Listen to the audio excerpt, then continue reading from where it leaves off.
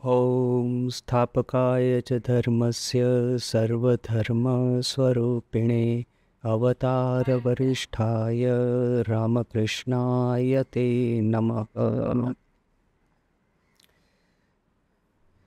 আপনাদের সঙ্গে কথা বলার বেনিফিটটাই যে আমার বাংলা প্র্যাকটিস হয়ে যায়, না হলে এই সাউথ ইন্ডিয়ায় বাংলা কথা বলার লোকটা কেউ পাওয়া যাবে না। আমি যখন রাজকোটে ছিলাম তবুও তো কারুর সঙ্গে বাংলা কথা হয়ে যেত। কয়েকজন বেঙ্গলি মহারাজরাও ছিলেন ওখানে, সন্ন্যাসী, কিন্তু এখানে আর কেউ নাই। তো মাঝে মাঝে আমারও বাংলা বলার অভিজ্ঞতা মানে থাকবে। আর আপনাদের এই গ্রুপে অনেকেরই সঙ্গে আমি পরিচিত।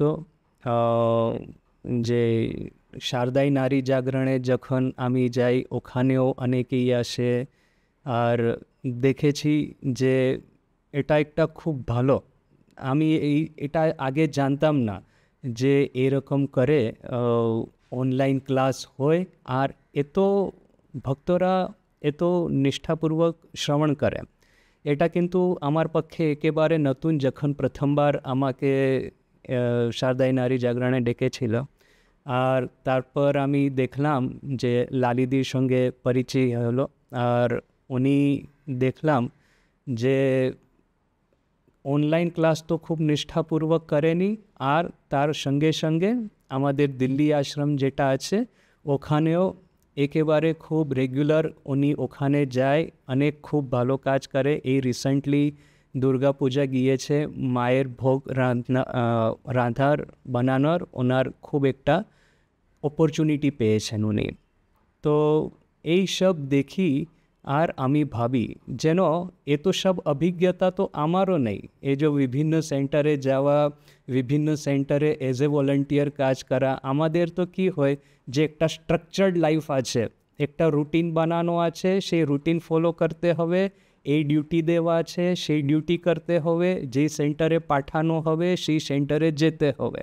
আমাদের নিজের যদি ইচ্ছাও থাকে যে রামকৃষ্ণ সংঘের এত ভালো ভালো সেন্টার বেলুর মঠ আছে, চেন্নাই আছে, দিল্লি আছে, কত ভালো সেন্টার আছে, ওখানে গিয়ে হয়তো একটু ঠাকুরের কাজ করি কেন, যে যেখানে দেখবেন যে একটা বিশেষ প্রকাশ আছে আধ্যাত্মিকতার আর ট্যালেন্ট আর ক্রিয়েটিভিটির, সব সময়ে দেখবেন ওখানে ঈশ্বর স্বয়ং বিরাজমান আছেন।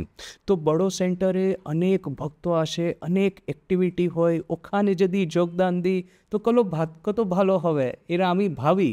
তো কিন্তু আমি নিজে তো করতে পারি না, কিন্তু আপনারা সবাই এত নিষ্ঠাপূর্বক এত সেন্টারের সঙ্গে যুক্ত আছে, এজ এ ভলেন্টিয়ার কাজ করছেন। আর শুধু তা নয়, এই সাধু সঙ্গ এত নিষ্ঠাপূর্বক করছেন, সেই আমাকে খুব ভালো লাগলো। আর সঙ্গমিত্রাদি আজকে ডেকেছে আমাকে, আর ওনার সম্বন্ধে লালিদির কাছেই শুনেছি যে কত বছর ধরে এরকম অনলাইন সৎসঙ্গ করে আসছে। আর দেখুন যে আমি দেখছি এখন যে এত লোকেরা মানে এই সময়েও শুনেছি যে এটা ম্যারেজ সিজন, এই সময়েও এত ডিভোটি আপনারা শুনছেন, এইটা খুব ভালো, খুব ভালো। এই যে ঠাকুরমা স্বামীজির কথার উপর আমাদের আসক্তি, এটাই আসক্তি। ঠাকুর কি বলছে, এই যে কাম ক্রোধ তো যাবে না, তাহলে মোড়টা গড়িয়ে দাও। এই যে ঠাকুরের কথার উপর, এই যে আমি ঠাকুরের সব থেকে বড় ভক্ত, ঠাকুরের কথা শোনার আমার বাসনা, এই ঠাকুরের কাজ করার আমার ইচ্ছা লালসা, এই সব ইচ্ছা পোষণ করুন, এই সব বাসনা পোষণ করুন। তো যেটা আপনি করছেন সেই দেখে আমাকে খুব ভালো লাগলো। আপনাকে সবাইকে খুব খুব ধন্যবাদ। আর ঠাকুরের কাছে আমি অন্তরের প্রার্থনা জানাই যে আপনাদের জীবনে ঠাকুরের কথা শোনার এটা সৌভাগ্য আর ইচ্ছা দুটোই সব সময়ের জন্য যেন বরাবর থাকে। আচ্ছা, এখন আজকে আমাদের টপিক দেখুন, এই টপিকটা কি করে এসেছে। আমি বাবুরাম মহারাজ স্বামী প্রেমানন্দজি মহারাজের একটা বায়োগ্রাফি পড়ছিলাম, আর এখানে তো বিশাখাপট্টনম আশ্রমে আমাদের মংস কোয়ার্টারের টেরেস আছে, তো হয়তো আপনি জানেন যে বিশাখাপট্টনম আশ্রম এই সমুদ্রের ধারে একেবারে সামনেই আছে, এই 5 মিনিট ওয়াকিং ডিস্টেন্স, আপনি একেবারে ওই সমুদ্রের ধারে যেতে পারেন। তো এখানে আসমান, এখানে হাওয়া পানি এত স্বচ্ছ, এত নির্মল। আর সকালে মঙ্গল আরতি থেকে আসার পর আগে আমি বিচে বেড়াতে যেতাম, মর্নিং ওয়াক করতে যেতাম। এখন কিন্তু কয়েকদিন ধরে আমি কি করি, কোনো একটা বই হাতে নিয়ে আমাদের মংস কোয়ার্টারের টেরেসে বেড়াতে যাই, আর ওখানে মাঝে মাঝে হাঁটি, মাঝে মাঝে একটু পড়ি। তো এই কয়েকদিন আগেরই কথা, যে আমি হাঁটছিলাম, এই সূর্যোদয় হচ্ছে, স্বচ্ছ নির্মল আকাশ, তার মানে এটা সকালের আকাশের রং তো আপনি দেখেছেন কেমন সুন্দর দেখায়, লালিমা থাকে সকালের আকাশে। তো সেই সূরজের লালিমা পুরো আকাশে স্প্রেড হয়ে গেছে।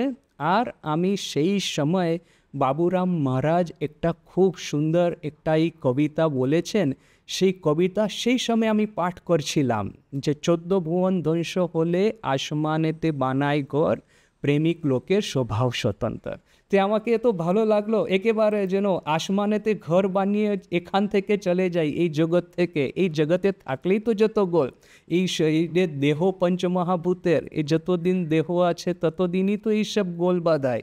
এই দেহটাকে ছেড়ে পঙ্খী বনে এই আসমানে চলে যাই, আসমানেতে ঘর বানাই, সেই একটা আমার মনে একটু হয়ে গিয়েছিল। তো যখন সঙ্ঘমিত্রাদি বললেন যে কোনটা টপিক, তাহলে আমি ভাবলাম কেন না এই টপিকের উপরই বলা যাক, দেখি কেমন কি হচ্ছে। তো সর্বপ্রথম আমি বাবুরাম মহারাজের সেই একটা কথা এখানে একটু উদ্ধৃত করছি, যেখানে এই গীতটা মহারাজ গেয়েছেন, এই একটা পত্র থেকে এটা উদ্ধৃতি করা হয়েছে। মহারাজজি কি বলছেন, বাবুরাম মহারাজ স্বামী প্রেমানন্দ। আচ্ছা, স্বামী প্রেমানন্দ সম্বন্ধে তো আপনি জানেনই, যখন ওনার দেহ গিয়েছিল, উনি যখন দেহ রক্ষা করেছিলেন, মহাসমাধি প্রাপ্ত করেছিলেন, তখন মা কি বলেছিলেন, বাবুরাম মঠের শক্তি ভক্তি আর যুক্তি, বাবুরামের রূপে আমার মঠ আলো করে বেড়াতো। অর্থাৎ বেলুর মঠ রামকৃষ্ণ মঠের শক্তি ভক্তি আর যুক্তি, এই তিনেরই মূর্ত স্বরূপ হচ্ছেন বাবুরাম মহারাজ, রামকৃষ্ণের সঙ্গে ভগবান শ্রী রামকৃষ্ণ দেবের সাক্ষাৎ সন্ন্যাসী শিষ্য। তো উনি কি বলছেন, পত্রতে লিখেছে, মঠে থেকে এই শিখেছি যে ছেলেরা যদি কোনো দোষ করে বিচার করে দেখি সেটা তাদের দোষ নয়, যা কিছু অপরাধ সে আমারই, যদি খুঁত দিতে হয় সে আমারই, খুঁত হয় সে আমারই, ঠাকুর ইহা খুব শেখাচ্ছেন। কেন মহারাজ এটা বলছে, এর পিছনে অনেক কথা কাহিনী আছে। মহারাজজি তো মঠের তত্ত্বাবধান করতেন, আর হয়তো আপনি জানেন যে একবার যখন স্বামীজি ওখানে ছিলেন আর এই ব্রহ্মচারীদের ক্লাস করতেন, তো সকালে সকালে দেখলেন যে বিরজানন্দজি মহারাজ ওখানে নাই। বিরজানন্দজি মহারাজ নতুন জয়েন করতে এসেছিলেন, উনি তো এসেছিলেন আলমবাজার মঠে, কিন্তু তবুও তো ছিলেন তো ব্রহ্মচারী সেই সময়ে। তো ডাকলেন ওনাকে, আরে কি করছে, তো বলছে বাবুরাম মহারাজ ওর কাছে কিছু কাজ করাচ্ছে। আচ্ছা, ডেকে নিলেন। তারপর এই যে মহারাজ স্বামীজি ওদেরকে শেখাচ্ছে, শাস্ত্র শেখাচ্ছে নাকি সংস্কৃত শেখাচ্ছে নাকি এরকম কিছুক্ষণ পরে দেখা গেল বাবুরাম মহারাজ নিচে থেকে ডাকাডাকি করছেন। আপনি হয়তো যখন বেলুর মঠে গেছেন তখন দেখেছেন স্বামীজির এই বেডরুমটা ফার্স্ট ফ্লোরে আছে আর নিচেই মঠবাড়ি। তো নিচে থেকে বাবুরাম মহারাজ ডাকাডাকি করছেন যে তোরা কোথায় আছিস, আয়রে, মঠের এইসব কাজ আর কে করবে। তখন স্বামীজি একেবারে রেগে বাইরে এসে ওনাকে বলছে যে বাবুরাম দা, ওদেরকে মুক্তি দিয়ে দিলেই তো হয়ে গেল, তারপর আর কিছু থাকবে না। তো দেখুন যে স্বামীজি, রাজা মহারাজ প্রেসিডেন্ট যখন ছিলেন, স্বামীজি যখন ছিলেন, বাবুরাম মহারাজের সঙ্গে মাঝে মাঝে ছোট ছোট কথা কাটাকাটি হতো। তখন কিন্তু বাবুরাম মহারাজ দেখতেন, একবার মঠ ছেড়ে চলে যেতে চেয়েছিলেন, কিন্তু মাঝখানে ঠাকুরের দেখা পেয়ে গেলেন, আর ঠাকুর ওনাকে বললেন যে চাঁদ যাবি কোথায়। তো উনি ফিরত চলে এসেন। তো মঠ চালাতে গেলে, মঠ কি যে কোনো সংসার কোনো কিছু কাজ করতে গেলে 10 জনের সঙ্গে তো আমাদের কথা একটু কাটাকাটি হয়, তাতে কিন্তু একেবারে রেগে যাওয়া, এইরকম করে কথা বলা যেন আমাদের কোনো দোষ নাই, দোষ হচ্ছে অপরেরই। তো সেটা কিন্তু ঠিক নাই। এখানে বাবুরাম মহারাজ যাকে ঠাকুর বলেছেন ওর হাড় পর্যন্ত শুদ্ধ, এই সখী স্বরূপে উনি ছিলেন তখন, তো রাধারানীর, তো এই এত শুদ্ধ ঈশ্বর কোটির একজন, 6জন ঈশ্বর কোটির একজন হচ্ছেন বাবুরাম মহারাজ। তো এই রকম হাড় পর্যন্ত শুদ্ধ বাবুরাম মহারাজের যদি দোষ দেখা হয় তো মহারাজ বলছেন দোষ হচ্ছে আমারই, রেদার দেন আর কারো। আমি ভালো এ বড়াই রাখি নে, আমি এসেছি শিখতে, শেখার শেষ নেই, অন্ত নেই, ঠাকুর আমাদের সৎবুদ্ধি দিন এই প্রার্থনা। সৃষ্টি অনন্ত, ভাব অনন্ত, অপরের দোষ দেখতে দেখতে আমাদের ভিতর সেই দোষ ধীরে ধীরে এসে পড়ে। আমরা তো লোকের দোষ দেখতে কিংবা দোষ শোধরাতে আসি নাই, এসেছি কেবল শিখতে। সর্বদা পরীক্ষা করব, কি শিখলুম? চারদিকে দেখছো তো কত বিজাতীয়, কত বিধর্মী ভাব রয়েছে, তোমার কি শক্তি, কত শোধরাতে পারো বলো? চারিদিকে তো কেবল দাবানল, বাড়বানল আর জঠোরানল। এই ভীষণ অগ্নিকাণ্ডের মধ্যে তুমি কি করতে পারো? আর যদি প্রেমিক হো, আনন্দ পাবে, শান্তি পাবে। তারপর মহারাজ এই গীতটা লিখেছেন, প্রেমিক চায় না জাতি, চায় না সুখ্যাতি, সে ভাবে পূর্ণ, হয় না পূর্ণ, রটলে অখ্যাতি। আবার 14 ভুবন ধ্বংস হলে আসমানেতে বানায় ঘর, প্রেমিক লোকের স্বভাব স্বতন্ত্র, ও ভাই থাকে না তার আত্মপর। সেই মানুষের দোষ গুণের দিকে দৃষ্টি না দিয়ে ভালোবেসে মরে। মরেই বা কেন? ভালোবাসায় যে অনন্ত জীবন, অমরত্ব লাভ হয়। একবার দ্বাপরে প্রেমময়ী শ্রীমতী রাধারানী শ্রী বৃন্দাবনে এই প্রেমের লীলা দেখিয়ে অমর হয়ে গেছেন। এই ভালোবাসা, এই নিষ্কাম নিঃস্বার্থ ভালোবাসা অমূল্য ধন, পরম নিধি। এসো এই রত্ন লুটে নিয়ে আন্ডিল হয়ে যায়, পিঁপড়ে হয়ে এসে চিনিটে নি। কাজ কি বাবা কন্দল ঝগড়ায়, বিবাদ বিসম্বাদে? প্রভু আপনি সব, গাল দিব কাকে? সবাই যে তিনি, ধুলির একটু কম বেশি মাত্র। তো এই হচ্ছে আমাদের বাবুরাম মহারাজ। আর বাবুরাম মহারাজ রামকৃষ্ণ সংঘের যেটা ট্রেডিশন, ভালোবাসা, এখানে ঠিক ঠিক ধরেছেন। অনেক কথা কাহিনী আছে এরকম ভালোবাসার আমাদের সঙ্গে, হয়তো অনেকটা আপনি শুনেইছেন, তবুও একবার একের পর এক সব কাহিনী আমরা দেখছি। আর দেখি যে এই ভালোবাসা যেটা রামকৃষ্ণ সংঘের ফাউন্ডেশন, রামকৃষ্ণ সংঘের নীব, এ কী করে আমাদের গঠন করছেন, সংঘের গঠন করছেন, সাধু ভক্তদের জীবন গঠন করছেন। একদিনের কথা, তখন মহাপুরুষ মহারাজ প্রেসিডেন্ট ছিলেন। তো কয়েকজন ভক্ত মহারাজের কাছে এলেন। তখন গ্রেট ইস্টার্ন বলে একটা হোটেল ছিল, ওখানে খুব ভালো মিল্ক রোল, পাউরুটি তৈয়ার হতো। তো সেই মিল্ক রোল, পাউরুটি নিয়ে আর মাখনের একটা বড় টিনের ডিব্বা নিয়ে ওরা এখানে এলেন মহারাজের কাছে, আর মহারাজের সামনে, মহাপুরুষ মহারাজের সামনে নিবেদন করলেন। মহাপুরুষ মহারাজ বললেন কি, যাও তোমরা, বিজ্ঞান মহারাজ এখানেই আছেন, বিজ্ঞান মহারাজ অর্থাৎ স্বামী বিজ্ঞানানন্দজি মহারাজ, উনি এখানেই আছেন, গিয়ে ওনাকে খাওয়াও। উনি তো গুপ্ত ব্রহ্মচারী, ওনাকে খাওয়ালে অনেক ফল পাবেন আপনি, মহাবৈরাগ্যবান লোক, তত্ত্বজ্ঞ, তাহাকে খাওয়ালে ঠাকুরকে খাওয়ানোরই ফল পাবেন। তো আচ্ছা, খুব ভালো। মহাপুরুষ মহারাজ বলেছে মাখনটা গিয়ে ওনাকে দিয়ে এসো। তো এই জি ভক্ত এই মাখনের বড় টিনের ডিব্বাটা নিয়ে এসেছিলেন, সেই নিয়ে উনি গেলেন বিজ্ঞান মহারাজের কাছে। বিজ্ঞান মহারাজ নিজের রুমে বসেছিলেন। আর এই দেখুন, এই মহাপুরুষদের সবাইয়ের বালক স্বভাব, ভিতরে ভালোবাসা আছে, হয়তো কখনো কখনো মাঝে মাঝে চোখ রাঙ্গা করতে হবে, সঙ্গে যদি ডিসিপ্লিন মেনটেন করতে হয় তো। কিন্তু ভিতরে একটু মানে আপনি প্রবেশ পান ওনার হৃদয়ের ভিতরে, দেখবেন যে কত ভালোবাসা দিয়ে ভর্তি আছে। আর বালক স্বভাব, সবাই বালক স্বভাব দেখবেন। এ তো সিনিয়র সাধু, প্রেসিডেন্ট, ভাইস প্রেসিডেন্ট, ও সবাই বালক স্বভাব। তো বিজ্ঞান মহারাজের কাছে সেই মাখনের টিনের ডিব্বা নিয়ে গেলেন। তো একেবারে বালকের মতন বলছেন বিজ্ঞান মহারাজ, আচ্ছা, তুমি শুধু মাখন নিয়ে এলেন, মিল্ক রুটি কোথায়? ওটা না থাকলে আমি মাখন খাবো কার সঙ্গে? তো এই ভক্ত ছুটে গেলেন মহাপুরুষের মহারাজের কাছে। মিল্ক রুটি তো মহাপুরুষকে দিয়েছেন, এখন আবার ফেরত কী করে চাইবেন? তবুও তো যখন বিজ্ঞান মহারাজ বলেছেন তো কী করা যাবে? তো ভয়ে ভয়ে মহারাজের কাছে চাইলেন, বললেন যে মহারাজ, মহাপুরুষ মহারাজকে বলছেন বিজ্ঞান মহারাজ মিল্ক রুটি চেয়েছেন, এবং কী করা যাবে? তো মহাপুরুষ মহারাজ বলছে যাও যাও, এটাও ওকে দিয়ে এসো, যাও ওনাকে দিয়ে এসো। তো এই ভক্ত সেই মিল্ক রুটি নিয়ে বিজ্ঞান মহারাজের কাছে এসেছেন। তখন বিজ্ঞান মহারাজ এই ছেলের মতন আনন্দ করতে করতে এক হাতে সেই মাখনের ডিব্বা আর এক হাতে এই মিল্ক রুটি, পাউরুটি, আর এই দুটো নিয়ে কি বলছে জানেন? মাখন হলো ব্রহ্ম আর এই মিল্ক রুটি হলো শক্তি, এই দুটো এক সঙ্গে থাকে, ব্রহ্ম শক্তি অভেদ, ঠাকুর বলছে তো। তো তেমনি এ মাখন আর মিল্ক রুটি এটা দুটো সঙ্গে থাকা যায়, এটাকে সেপারেট করে দিলে কিন্তু কাজ হবে না। তো এই যে এত সিনিয়র থাকলেও ওনারা এরকম বালক স্বভাব। আচ্ছা, মা আছেন জয়রাম বাটিতে, আর শরৎ মহারাজ মায়ের দর্শন করতে জয়রাম বাটি এসেছেন। তো এখন দেখুন, শরৎ মহারাজ পুরো জীবনটা যেন মাকে সমর্পিত করে দিয়েছে, সংঘের প্রথম জেনারেল সেক্রেটারি, তবুও নিজের পরিচয় কী করে দেবেন? আমি হচ্ছি মায়ের ধ্বারী। সে মায়ের ধ্বারী হবা, সেই সংঘের জেনারেল সেক্রেটারির পদ থেকে কত উচ্চ ব্যাপার সেই শরৎ মহারাজের কাছে।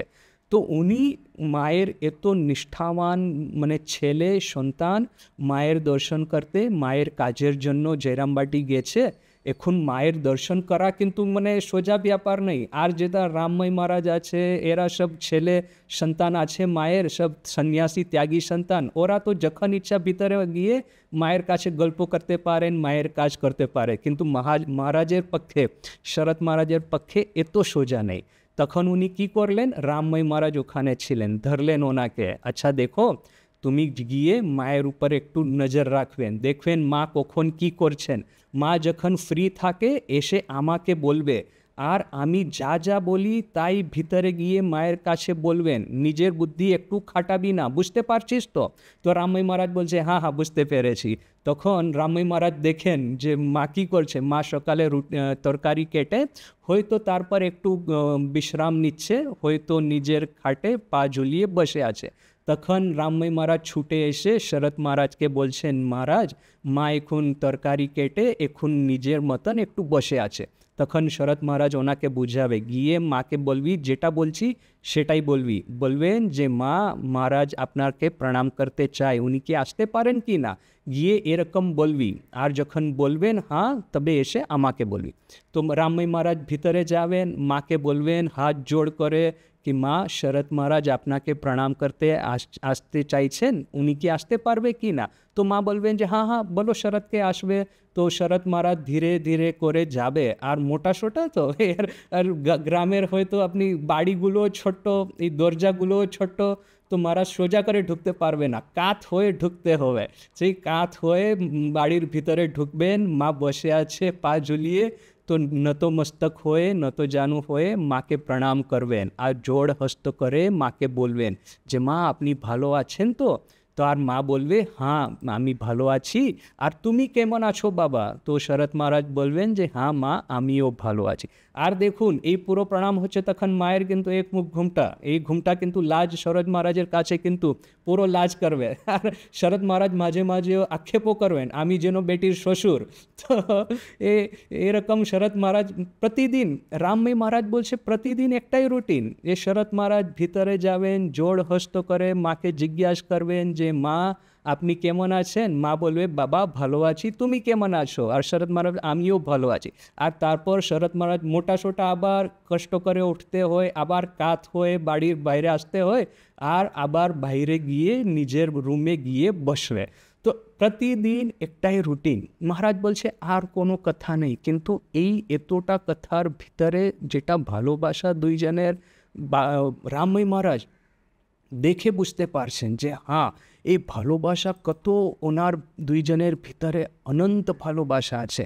আর মায়ের কাছে ওখানে কোয়ালপাড়া আশ্রম ছিল। কোয়ালপাড়ার হিস্ট্রি হয়তো আপনি জানেন যে ওখানে একটা স্কুল ছিল, কেদারবাবু বলে একটা শিক্ষক ছিলেন। উনি নিজের ছেলেদের, নিজের স্টুডেন্টসকে নিয়ে একটা আশ্রম গড়েছেন। তারপর কিছু দিনের পর শোনা গেল এইসব স্বদেশী করার জন্য, ব্রিটিশ সাম্রাজ্য থেকে রক্ষা পাওয়ার জন্য।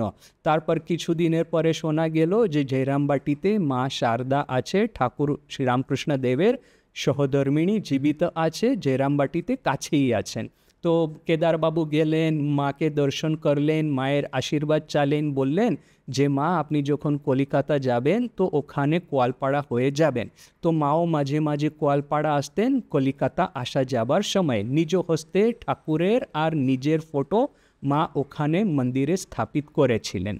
তাহলে এই একদিন এই কেদারবাবু কিন্তু গিয়ে মাকে বলছেন না কি জানেন, যে মা এইসব ছেলেরা আগে তো আমার স্টুডেন্ট ছিল, আমার বাধ্য ছিল, আমি যা কাজ করতে বলতুম সব কাজ এরা করতো, কিন্তু এখন এদের চোখ ফুটেছে আর এখন আমার কথা মেনে নিতে চায় না। আর তারপর হয় কি যে ওনারা আপনার কাছে আসবেন, শরৎ মহারাজের কাছে আসবেন, যান, আর আপনি আর শরৎ মহারাজ এত ভালোবেসে ওদেরকে ওখানে রাখেন। তাহলে আর দেখুন যে আপনি যে ভালোবাসা ওদেরকে দিচ্ছেন, তাহলে এরা এখন আমার কথা শুনতে চায় না।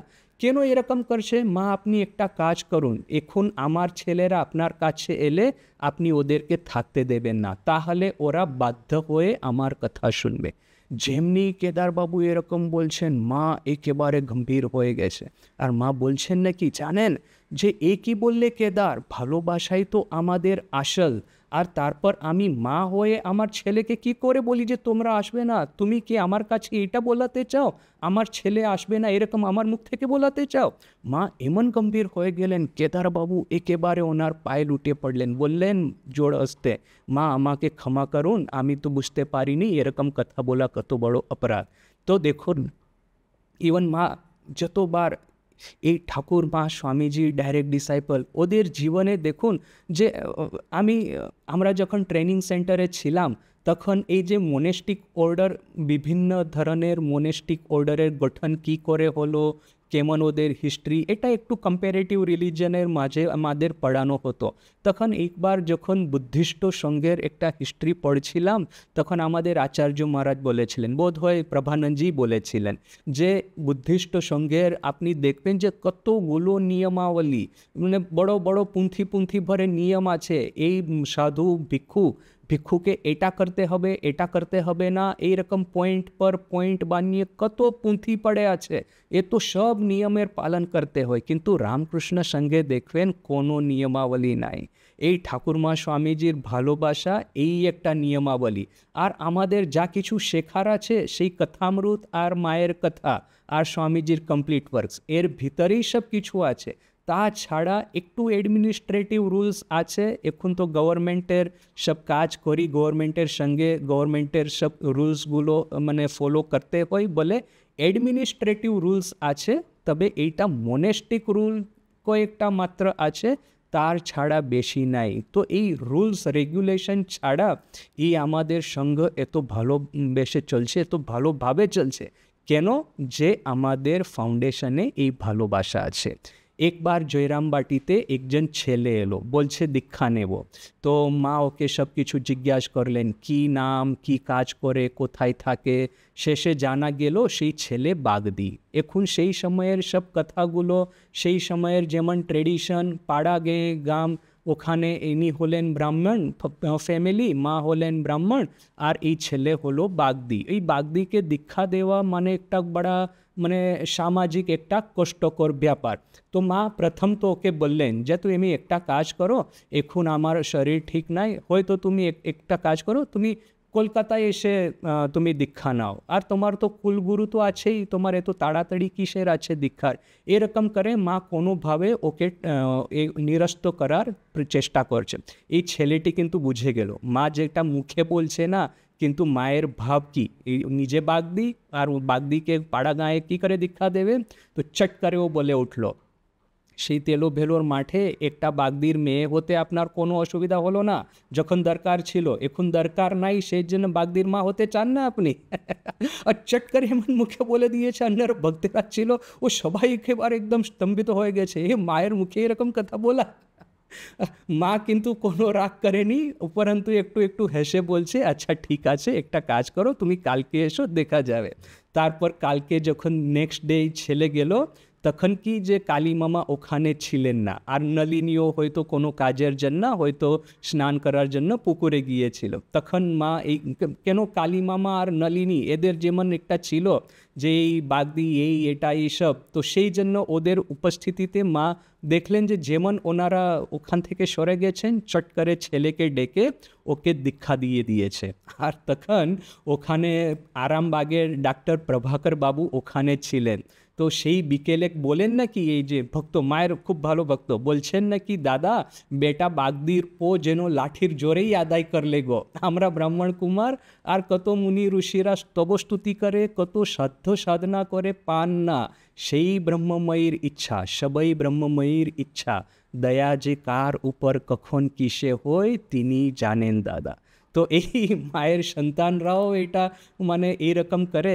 দেখুন, মা হয়তো রাগও করতে পারতে, মায়ের মুখে কোনো কথা বলা, মায়ের নিষ্ঠাতে প্রশ্ন করা যে মা কেন, মা তো নিজের মুখে কিন্তু দেখুন যে সত্য কথা বলছেন না, কথা গোল গোল ঘুরিয়ে বলছে, মায়ের পক্ষে কিন্তু এটাও ঠিক নাই। মায়ের আর চট করে দেখিয়ে দেওয়া, মা তো রাগও করতে পারতেন, কিন্তু দেখুন যে হৃদয়ে তো সব কিছু জানেন, ভিতরে ভিতরে সব হয়তো আমার নিজের থিওরি যে হয়তো মা নিজেই ও ছেলেকে প্রেরণা দিয়েছে, তুমি নিজের মুখ থেকে এটা বলো, সেই জন্য সবাই লোকশিক্ষা হবে। এটা লোকশিক্ষার জন্যও তো অনেক কিছু করা হয়। মা ঠাকুর মাকে পুজো কেন করলেন, সে ষোড়শী পুজো, তো ওদের তো নিত্য সম্বন্ধ আছেই আছে, তবে জগৎকে দেখানোর জন্য, একটা আদর্শ স্থাপিত করার জন্য যে হ্যাঁ শক্তির আরাধনা করেই তারপর জগতে ধর্মচক্র প্রবর্তন করতে হয়। আচ্ছা, আমাদের রাজা মহারাজ স্বামী ব্রহ্মানন্দ মঠের সর্বপ্রথম প্রেসিডেন্ট, ঠাকুরের মানসপুত্র। তো আবার রাজা মহারাজ আর মায়ের সম্বন্ধ আর একটা, মানে রাজা মহারাজ মায়ের কাছে যেতে যেত এত ভয় পায়, একেবারে ছেলের মতন যেন হয়ে যায়, মানে কথা মানে হালচাল সব কিছু। আর একবার উনি ওখানে বাগবাজারে বলরাম বসুর বাড়িতে ছিলেন, উদ্বোধনে মায়ের বাড়িতে ওনার মায়ের দর্শন করতে গেলেন। আর দর্শন করতে করতে কিন্তু একটু ভয় পায়, তো চট করে বলছেন না যে হ্যাঁ মায়ের দর্শন করো, নিচে গ্রাউন্ড ফ্লোরে শরৎ মহারাজের অফিস আছে, ওনার সঙ্গে বসে গল্প করছেন। মনের ভিতরে এমন যে যদি অ্যাভয়েড করতে পারি, দর্শন করার খুব ইচ্ছা, সামনে ভয়ও তত, কিন্তু মা জেনে গেছেন যে রাজা বসে আছে, রাখাল বসে আছে। তো একজন সেবককে বলছে রাখালকে নিয়ে এসো, বলো যে মা ডাকছে। তাই রাজা মহারাজ উপরে উঠছে, সিঁড়ি উঠছে, কিন্তু যে সেবক মহারাজ এই স্মৃতি কথা লিখছেন বলছেন আমি চোখে দেখলাম যে মহারাজের পা যেন থর থর করে কাঁপছে, যেন পুরো শরীরটা এমন যেন কি মহামায়ী স্বয়ং মায়ের রূপে নাই, এই যে জগদম্বা, যার মানে এই যে কুরুক্ষেত্রের যুদ্ধে এই ভগবান কৃষ্ণ নিজের বিশ্বরূপ দর্শন অর্জুনকে করিয়েছেন, তো সেই মায়ের বিশ্বরূপ দর্শন যেন নিজের চোখে করেছেন।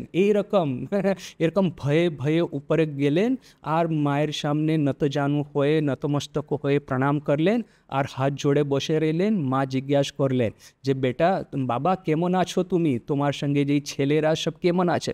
এখন মহারাজ কথা বলতে গেলেও মহারাজের একটু অসুবিধা হচ্ছে, আর মানে বলেন কি যে রাধু কেমন আছে মা, মানে নিজের কোনো প্রশ্নের উত্তর দেওয়ার ভয়, একেবারে রাধুর কথা কি রাধু কোথায় আছে এখানে আয়, হয়তো মাঝখানে যদি রাধু এসে যায় তাহলে উনি বেঁচে যাবেন মায়ের সেই আধ্যাত্মিক তেজ থেকে। তো কিন্তু রাধুকে ডাকলেন, হয়তো ওর সঙ্গে হয়তো কথা বলেছে, যাই হোক এইসব শেষ হয়ে গেলেন আর একেবারে ছুটে আবার মহারাজের কাছে, শরৎ মহারাজের কাছে গিয়ে বসলেন, পুরো ঘেমে উঠেছেন, মা এই কাপড় দিয়ে ঘাম এটা ক্লিন করছেন। তখন মা সেই সেবক মহারাজকে বললেন যে একটা রেকাবিতে একটা বিস্কুট, কিছুটা বিস্কুট, মিষ্টি আর এক কমলা লেবু এটা নিয়ে রেকাবিতে খুব ভালো করে সেজে, তারপর মা একটু নিজের জিহ্বাতে একটু সামান্য স্পর্শ করালেন, প্রসাদ করে দিলেন আর সেবক মহারাজকে বললেন গিয়ে রাখালকে দিয়ে এসো। মহারাজ নিচে এলেন, সেবক মহারাজ রাজা মহারাজকে দিলেন। রাজা মহারাজ একেবারে আনন্দ করে করে মায়ের প্রসাদ খাচ্ছে, আর সামনে শরৎ মহারাজ বসেছিলেন। শরৎ মহারাজ কিন্তু ছাড়ার পাত্র নাই, বলছে রাজা তুমি সব প্রসাদ মায়ের একাই খেয়ে যাবে, আমাকে কিছু দেবে না? তো রাজা মার একেবারে ছেলের মতন দুইজনা সামান্য প্রসাদ, এই তো সংঘের প্রেসিডেন্ট, সংঘের ভাইস জেনারেল সেক্রেটারি, ওদের কাছে কি নাই, যা চায় তা উনি পেতে পারেন, কিন্তু মায়ের প্রসাদের জন্য একটা রেকাবিতে সামান্য বিস্কুট, মিষ্টি আর কমলা লেবুর জন্য দুটোর ভিতরে আর্গুমেন্ট হচ্ছে। রাজা মহারাজ বলছে শরৎ তুমি তো এখানেই থাকো আর প্রতিদিন মায়ের প্রসাদ পাও, তাতে এটাতেও তুমি ভাগ বসাতে চাও? আচ্ছা ঠিক আছে, তোমাকে একটু দিলুম, কেন? তুমি হলো মায়ের ধারী, আর তুমি যদি আমাকে পারমিশন না দাও তাহলে মাকে প্রণাম করার, দর্শন করার আমাকে সৌভাগ্য প্রাপ্ত হবে না। তখন শরৎ মহারাজও হাসতে হাসতে মহারাজ প্রদত্ত প্রসাদ খাচ্ছেন। আচ্ছা বলছে কি সে ভাই, সে তুমি অ্যাপয়েন্ট করেছো বলে আমি জেনারেল সেক্রেটারি আছি। একের অপরের প্রতি নিষ্ঠা আর মায়ের প্রতি শরণাগতি, মানে কে তো ছোট ছোট ঘটনায় এটা সুন্দর করে পাওয়া যায়। একবার কোয়ালপাড়ার কথা, কোয়ালপাড়াতে মা বলে দিয়েছেন যে আমি কোয়ালপাড়া আসবো আর তোমরা আমাকে নিতে পালকি করে আসবেন জয়রামবাটিতে। তো সব কথা ঠিক হয়ে গেছে, কোয়ালপাড়ার ছেলেরা ওই পালকি করে ঠিক করে বসে আছেন।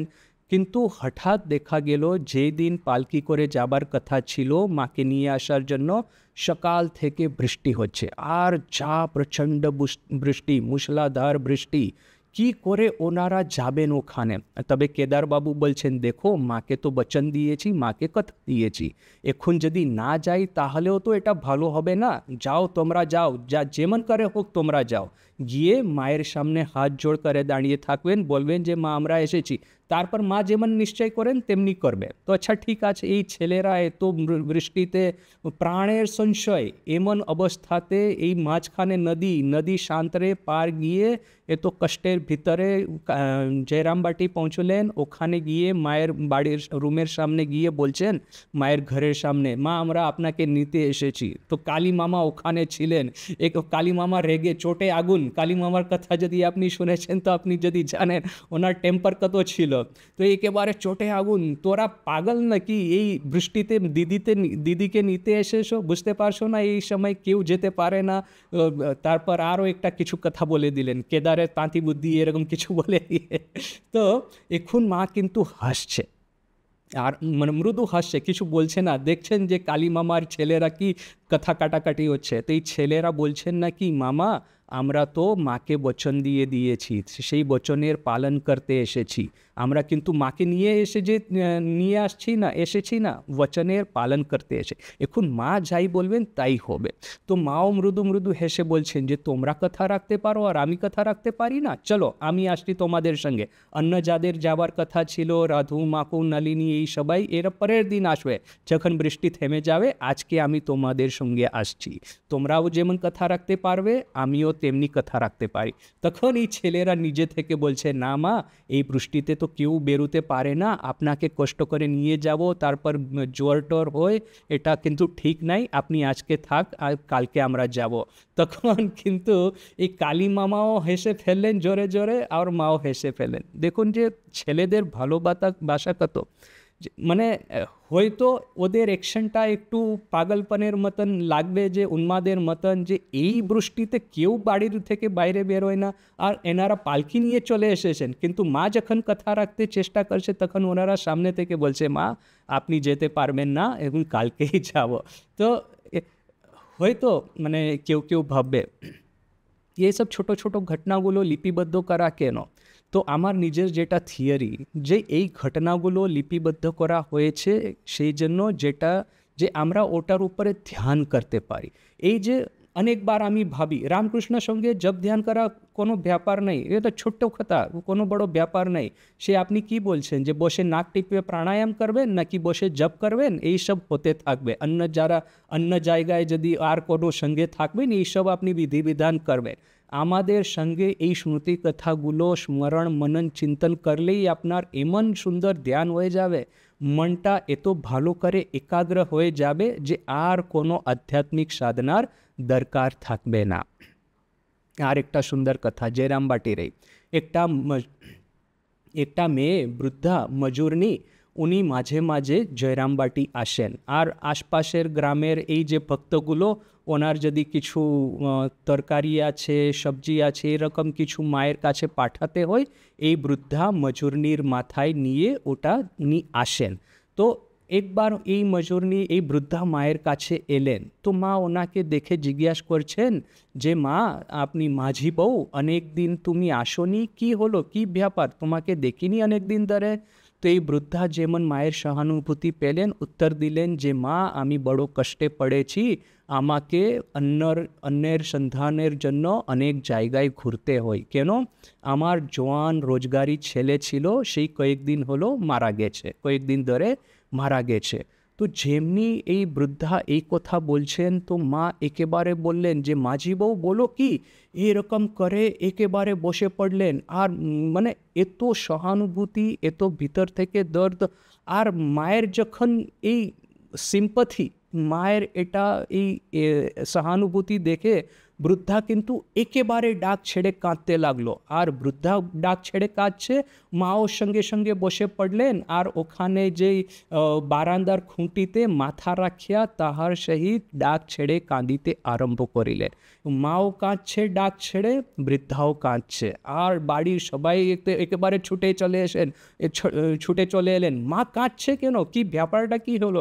আর দেখছেন এই বৃদ্ধা আর মা সবাই নিস্তব্ধ হয়ে দাঁড়িয়ে আছে, দেখছেন যে কি হয়, কেন মা কাঁদছে। কিছুক্ষণের পর এই কাঁদাটা ধীরে ধীরে করে বন্ধ হলো। তখন মা নবাসনের বৌদিকে বলছেন যে গিয়ে এসে একটু তেল নিয়ে এসো। তো নারিকেল তেল আনলেন, আর বৃদ্ধার মাথায় এক মাথা তেল দেওয়া হলো, আর মা ওকে কাপড়ে মুড়ি ওর গুড় দিয়া বিদায় করলেন। আর বৃদ্ধা দেখুন, যখন বৃদ্ধা ওখান থেকে বিদায় নিচ্ছেন, এই যিনি সেবক মহারাজই কথা লিখছেন, উনি বলছেন যে বৃদ্ধার মুখে যা সন্তোষ, যা একটা প্রাপ্তি, সেটা আমরা দেখে অবাক হয়ে গেলাম।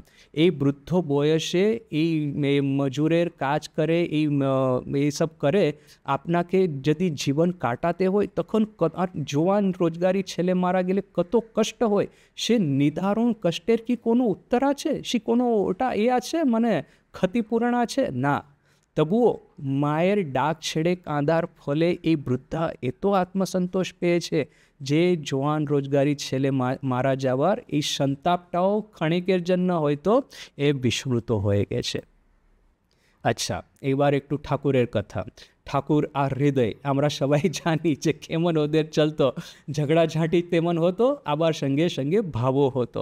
তে রামলাল দাদা যে ঠাকুরের ভাইপো, উনি লিখছেন, একবার কথা বলছেন যে ঠাকুর আর হৃদয় দাদা, উনার হৃদয় তো ওনার তো দাদা হয়তো, তো ঠাকুর আর হৃদয় দাদা মানে ওদের যত ভালোবাসা তত ঝগড়াঝাঁটিও তেমন। আর যখন ঠাকুর রেগে যেতেন তখন তো যা গালাগালি দিতেন তা মুখে বলার নেই। আর আর হৃদয়ও, মানে হৃদয়ে তো মানে কি বলে ওটা, ডান পিটে লোক। ও ঠাকুরকে বলতো, আহা কি করো মামা, ওই সব কথা কি যে বলতে আছে, আমি যে তোমার ভাগনা। কিন্তু এইসব কোনো কথা চলবে না, ঠাকুর সামনে ঝাঁটা জুতো যা কিছু দেখতে পারেন ওটা নিয়ে হৃদয়কে ছড়াছট করে মেরে দিতেন, সপাসপ করে লাগিয়ে দিতেন। এ তো মানে রাগ। তখন রামলাল দাদা ভাবতেন যে হয়তো এবার এদের কিন্তু ছাড়াছাড়ি হয়ে যাবে, আর এখন এদের কোনো সম্বন্ধ রিলেশন থাকবে না। কিন্তু কিছুক্ষণ পরেই দেখা গেল যেন যত রাগ ছিল এই সব রাগ বিস্মৃত হয়ে দুই জনা সঙ্গে সঙ্গে ভালোবাসা কথা ইয়ার্কি করতে থাকছেন। তো আর সঙ্গে সঙ্গে কিন্তু যখন হৃদয় রাগ করতো, ঠাকুরও কিন্তু চুপচাপ শুনে নিতেন। ঠাকুর একবার হৃদয়কে বলেছিলেন, দেখো তুমি যদি কিছু বলবে আমি শুনে নেব, আর আমি যদি কিছু বলি তুমি শুনে নেবে, না হলে খজানচিকে ডাকতে হবে। তো এই কিন্তু ঠিক যখন, আর হৃদয় তো হয়তো কিছু রাগই করতেন, কিন্তু ঠাকুর তো মারামারি করে দিতেন, ওই যে জুতো ঝাঁটা যা কিছু এসে হাতে পড়লো এই শটাশট করে লাগিয়ে দিতেন। কিন্তু একটু হলেই পরেই সব কিছু যেন বিস্মৃত হয়ে আবার সেই ভালোবাসা আর ইয়ার্কি চলতো। আচ্ছা, বাবুরাম মহারাজের কথা আর একবার। তখন শেষ অসুখ বাবুরাম মহারাজের চলছে, স্বামী প্রেমানন্দের, আর দেওঘরে উনি আছেন।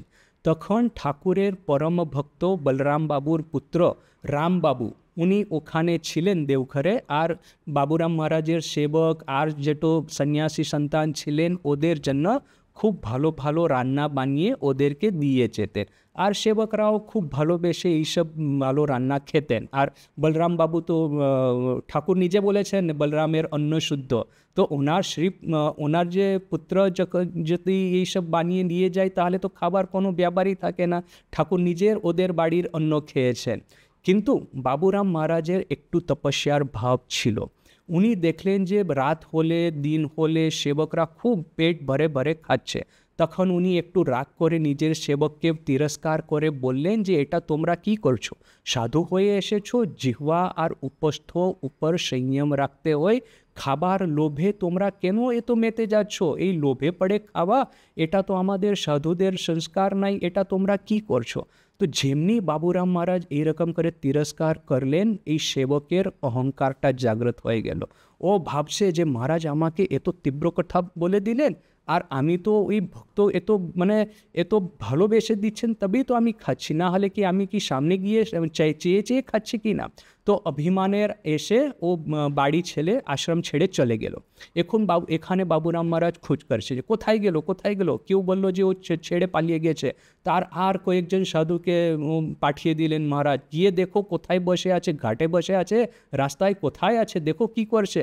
তো সবাই খুঁজে কিন্তু এই সেবককে বের করতে পারলেন না, সবাই চলে এসেছে, রাত হয়ে গেছে, আর বাবুরাম মহারাজ শুয়ে আছে, শেষ অসুখ, শরীরটা খুব তীক্ষ্ণ, কি করা যাবে। তখন হঠাৎ দেখলেন যে এই সেবক যে রাগ করে পালিয়ে গিয়েছিল অভিমান করে, সেই আবার ওনার রুমে ঢুকেছে। তো বাবুরাম মহারাজ একেবারে, আর ও পশ্চাৎ ওরও হয়েছে যে মহারাজ আমার ভালোর জন্যই তো বলেছে, এটা আমি অহংকার করে মান করে পালিয়ে গেলাম, এটা তো ঠিক নাই, মহারাজের সেবা এখন কে করছে কে জানে, মহারাজ তো এ তো শেষ অসুখ, আমি তো খুব ভালো করে জানি মহারাজের কি করে সেবা করতে হয়, তা আমার পালিয়ে যাওয়াটা তো ঠিক হলো না। তখন ও ফিরে চলে এসেছে, তখন বাবুরাম মহারাজ একেবারে ওকে কোলের কাছে আনিয়ে বলছেন কি না, বাবা বুড়ো হয়েছি, রোগে শরীর কাহিল, মেজাজ সব সময় ঠিক রাখতে পারি না, এই অবস্থায় যদি কিছু বলে ফেলি আমার উপর কি রাগ করতে আছে। এ তো ভালোবাসা, আর বলতে বলতে চোখে জল এসে গেল। আর একজন সেবককে ডাকলেন, সন্দেশ আনালেন, আর সেই সন্দেশ স্বহস্তে সেই রাগ করে চলে গিয়ে এই সেবকের মুখে তুলিয়ে দিলেন। দেখুন এইটা হলো ওদের, যদি রাগও করেন তার ভিতরেও এত ভালোবাসা। আর তো এটা তো শেষ অসুখের কথা, কিন্তু তার আগের কথা, যখন মহারাজ সুস্থ ছিলেন, মঠের তত্ত্বাবধান করতেন, তখন একদিন হঠাৎ দেখতে পান রাত্রে যে এই মাদ্রাজি ভক্ত ওখানে এসেছেন, আর এসে বারান্দায় ঘুমাইয়া আছে।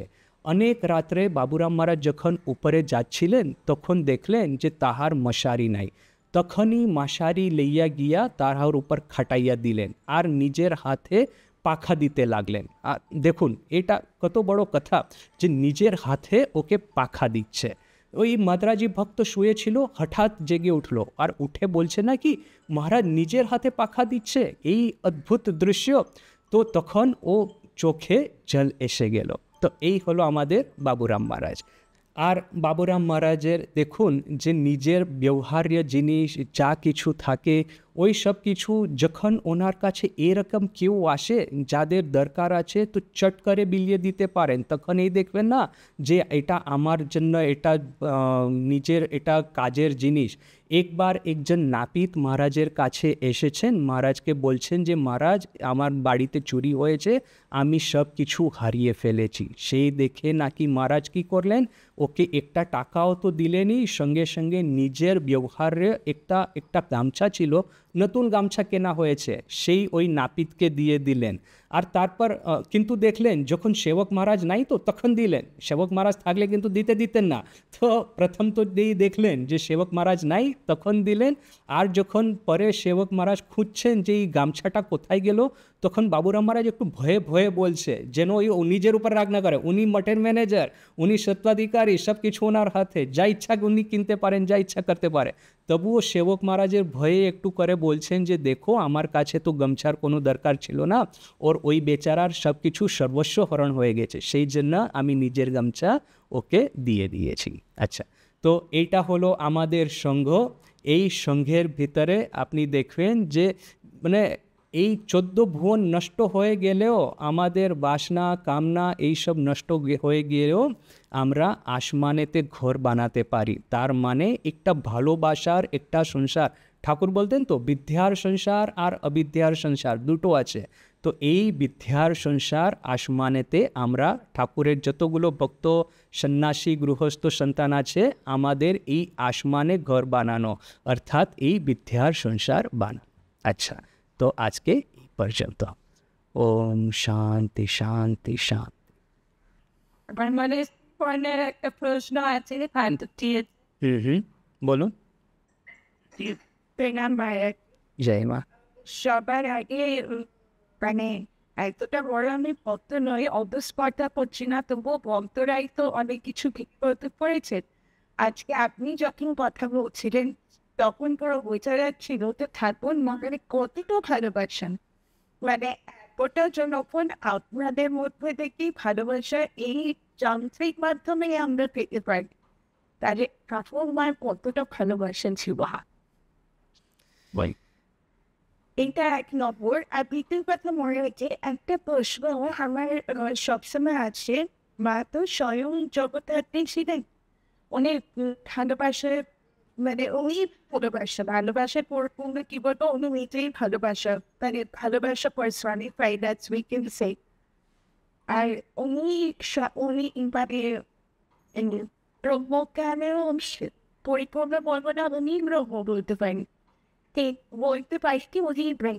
কিন্তু যখন মা তুমি হয়েছিলেন তখন মা তোমার আসতে ছবি সর্বপ্রথম দিয়েছিলেন, ওটা ঠাকুরের ছবিটা মা দেখিয়েছিলেন জগন্নাথ তা উনি ঠাকুর তো ফিজিক্যাল বাবুটা আসেনি, ও ঠাকুরকে জগন্নাথ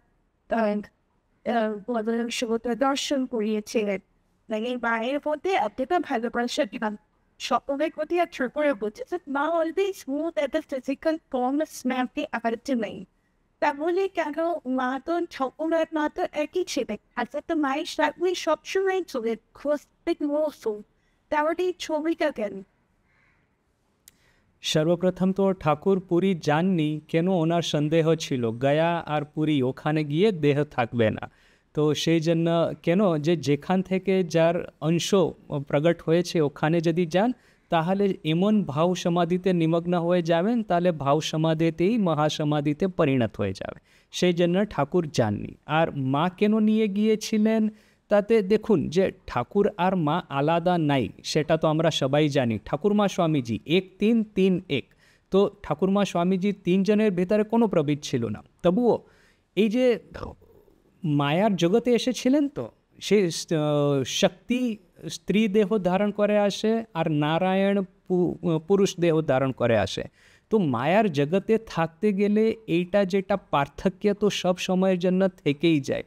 আর যেমন ধরুন যে ঠাকুর যখন সন্ন্যাস নেবার কথা হলো, ঠাকুর তোতাপুরীজিকে কি বলছে যে মা আছে, নহবতে মা আছে, অর্থাৎ চন্দ্রামণি দেবী নিজের গর্ভধারিণী উনি আছেন।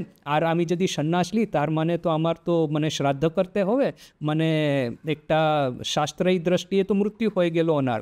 তো মা কী করে এত কষ্ট সহন করতে পারবেন? আমি যদি লুকিয়ে লুকিয়ে যদি সন্ন্যাস নিই তাহলে আমি নিতে পারি। দেখুন যে ঠাকুর নারায়ণ চন্দ্রামণি দেবী কি জানতেন না? যখন ঠাকুরের জন্ম হয়েছিল তখন কত দর্শন হয়েছে চন্দ্রামণি দেবীর। আর চন্দ্রামণি দেবীর যেটা রূপ সেই সময়ে এটা হয়েছিল, লীলা প্রসঙ্গে কত সুন্দর বর্ণনা আছে। লোকেরা বলতেন যে তো বুড়ো বয়সে তো রূপ কী করে হলো, কিন্তু কেন যে নারায়ণকে স্বয়ং জন্ম দিচ্ছে, ভিতরে সব জানে যে ছেলে নারায়ণ। তবুও এই ছেলে সন্ন্যাস নিলে কত কষ্ট হবে, যে ঠাকুরও কিন্তু বলছে যে লুকিয়ে যদি নিতে পারি তাহলে সন্ন্যাস নেওয়া। তো এই যে লীলা তো করতে হবে। তো লীলা দেখুন অনেক সময় আমরা ভাবি যে আমি সাধন ভজন তপস্যা কেন করব, ঠাকুরমা স্বামীজি করে গেছেন, তো ওনারা তো অবতার ছিলেন, ওনারা পারেন, আমি পারবো না। তো কেন পারবে না? যদি আমরা সবসময় ওদেরকে অবতার বলেই যদি ধরে থাকি তাহলে তো আমাদের নিজের আধ্যাত্মিক উন্নতিটা রুঁধে যাবে। সেই জন্য ওনারা ঠাকুর বলতেন মানে ঠাকুরের কথার মানে একটা অনেকবার এরকম কথা বলতেন যে সবার সামনে বলা যাবে না, তবুও বলছি এটা যে যদি আমি দাঁড়িয়ে দাঁড়িয়ে মুতবো তো তোরা ঘুরিয়ে ঘুরিয়ে মুতবি। অর্থাৎ ঠাকুর যদি 100% তপস্যা করতেন তাহলে আমরা 1% তপস্যা করতাম। তো ঠাকুর বলছে আমাকে এই সব করতে হবে, তবেই তো তোরা একটু কিছু করবি। যখন ঠাকুরের মহাসমাধি হয়েছে, দুটো হয়ে গেছে, গ্রুপ হয়ে গেছে, যে রামচন্দ্র দত্ত এরা সব কি বলছে, রাম দত্ত এরা কি বলছে, যে আমরা তো ঠাকুরের আশীর্বাদ পেয়েছি, কল্পতরু দিনে ঠাকুর নিজে স্পর্শ করে চৈতন্য জাগ্রত করে দিয়েছে। এবার এই নরেন কি পাগলামি করছে, কি কাণ্ড করছে, ছেলেদেরকে বাড়ি থেকে বের করে নাকি একটা মঠ স্থাপিত করেছে, ওখানে ঠাকুরের অস্থি রেখে পুজো টুজো করছে, কালকে নতুন একটা শীতলা ঠাকুর বসিয়ে দেবে। একই সব কাণ্ড, এইসব তো ঠাকুর বলেনি আমাদের যে তোরা সন্ন্যাস নিয়ে বাড়ি বাড়ি ভিক্ষা করে বেড়াবি, তপস্যা করবি, এটা তো বলেনি। এটা গৃহস্থাশ্রমেই থাকা যাক, ঠাকুরের নাম গুণগান কীর্তন করা যাক। কিন্তু স্বামীজি জানতেন যে ঠাকুর ওদেরকে বলেছেন না তোরা তপস্যা করবি। রাজা মহারাজকে যখন জিজ্ঞাসা করা হলো, ঠাকুর তো আপনাকে সবাই কিছু দিয়ে দিয়েছেন, সব কিছু দিয়ে দিয়েছেন, তখন এই তো বৃন্দাবনে গিয়ে এত তপস্যা, মঠে এত তপস্যা কেন? তা রাজা মহারাজ কি বললেন, যেটা দিয়েছে সেটা আপন নিজের করে নেওয়ার জন্য। তো তো সব কিছু আছেই, তবে এই মায়ার সংসারে এলে এই সব একটু লীলা করতে হয়, তবেই তো আমরা শিখবো একটু। Pattern.